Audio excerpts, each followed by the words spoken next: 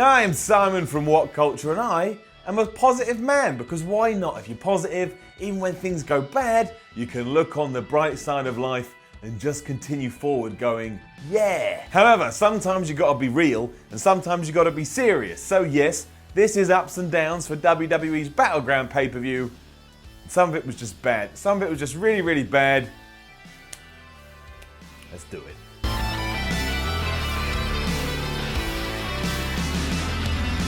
Thankfully though, we do start with an up. Hooray! Because the Usos versus the New Day for the tag team titles was really good.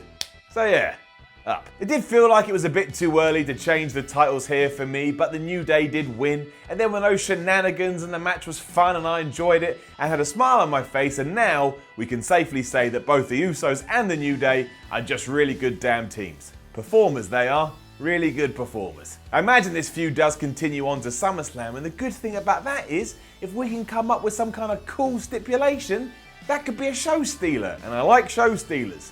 The issue is, once we're done with this, who the hell does the New Day feud with? There's no teams, so we need some teams, but in terms of Battleground, loved it. Best match of the show. In case you want to know where we're about to go, the opener was the best match, and then whew. So yeah, all that does bring us to down territory, because then we had Chisca Nakamura versus Baron Corbin. Can't quite believe it. I can't believe it, but it's a down. Firstly, what world are we living in where I give a Shinsuke Nakamura match a down? I mean, maybe I've gone crazy. Maybe I saw something that nobody else saw, but this frankly sucked. Look, I lose words. I start stumbling like I'm having some kind of brain problem. But what is going on? It never really got going, it just felt a bit stilted. Then Baron Corbin put Shinsuke in a bear hug for like 67 years, and then there was the finish. And that was just rubbish. After Baron apparently just pretended he was dead, which made no sense, because why didn't Nakamura just go over there and pin him? Corbin then went, haha, I'm not dead, and he just whammed Nakamura in the balls for the DQ.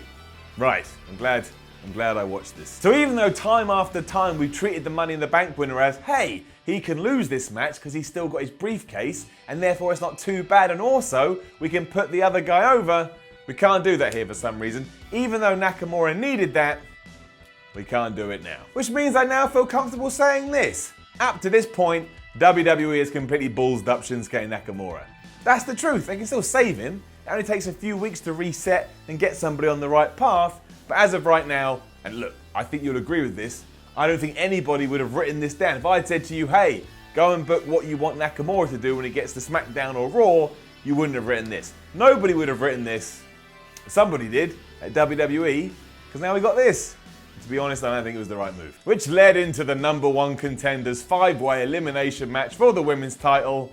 And yeah, that's getting it down too. Everyone here really did try hard, so I don't like being a dick and going, ugh, it was crap. However, when Tamina and Lana were in the ring, it was like a completely different scenario as to when somebody like Becky and Charlotte were in the ring. So when you think about that, why couldn't we have just had a triple threat or a one-on-one here? Say you can put Becky in there, Charlotte in there, and Natalya, and then take all the other women and put them in a tag match. We don't always have to take all of the women and just hurl them into one bout. We can have more than one going on, and then that way people like Tamina and Lana that maybe needed a bit more tweaking and a bit more work don't have to be in the what would be interpreted as the women's main event scene, and that would just be better all around. Also, when people break up pinfalls or submissions in elimination matches, meaning if you just let it happen, you're benefiting yourself, I get very, very upset because I'm a loser mark and I like to pretend wrestling is real. Once it did get down to the final three, it was a lot better, and I was surprised that Natalya won. I'm not sure how much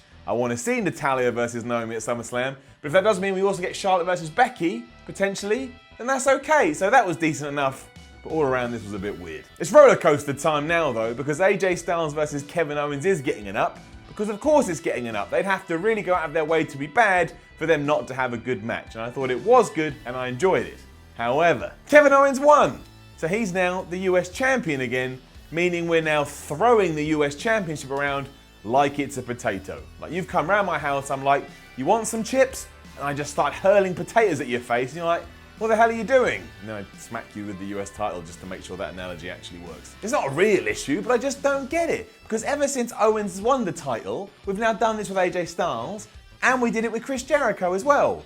So what's the point? The finish was also a bit strange too. I mean, Owens had him in a submission hold and then AJ reversed that, and then Owens somehow reversed that into a pin, and then there was some controversy that Styles' shoulders weren't down, but they were. I don't even know. I don't know. It was just strange. If it does lead to a match at SummerSlam, again, that'll be good. Like, I don't like taking pay-per-views and just use them as stepping stones to get elsewhere. That's what TV should be for.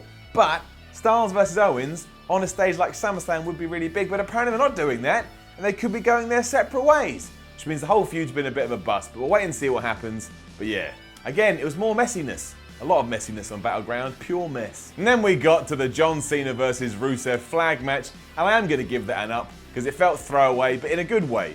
In the sense, I just needed a break from everything I've seen. This was entertaining, it was stupid, it was fun.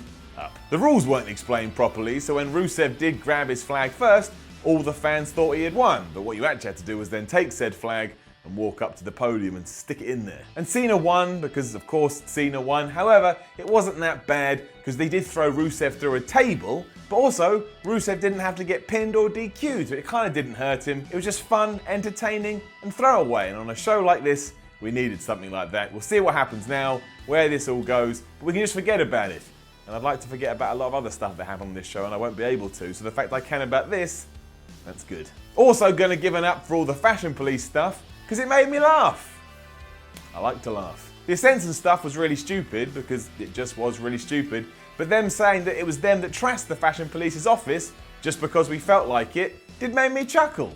So yeah, that was good. However, this was a ruse, because it wasn't the Ascension, and then the lights went out, and I think a monster must have grabbed Fandango and dragged him off into the abyss. We don't know who it was, even though we were promised we were going to find it at Battleground, and now we've got to wait till SmackDown, but I'd put money on the fact it's probably the reuniting of Eric Rowan and Luke Harper. That wouldn't be the end of the world either, because I guess they could then beat the Fashion Police and actually be credible threats to the New Day's titles. So maybe that's not so bad after all. Roller coaster moment number 2 though, because Sami Zayn and Mike Kanellis did have a solid match, and I ain't here to get mad about solid matches, and Sami Zayn won. I like that. The crowd did not care though, and that affected the match massively, and let's face it, nobody seems to give 2 hoots about Mike Kanellis. That's a down. It honestly felt like it had to exist because we need things to exist, because if things didn't exist, well, none of us would be here. I wouldn't be here, this camera wouldn't be here, this room wouldn't be here, and that's why this match was here, because existing gives us things. And that sounds terrifying when said out loud, but yeah, I mean, you're not going to remember this tomorrow, let alone in 10 years. What a waste of time. And then from there we got to the main event and it was like, what?